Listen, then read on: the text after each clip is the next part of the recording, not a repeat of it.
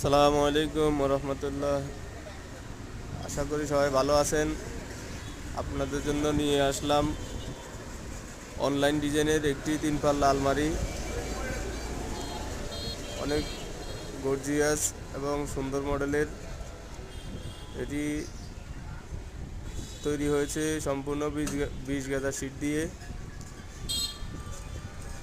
এখানে ভিতরে আছে একটি সিন্দুক, বাইরে আছে 2টি ডয়ের।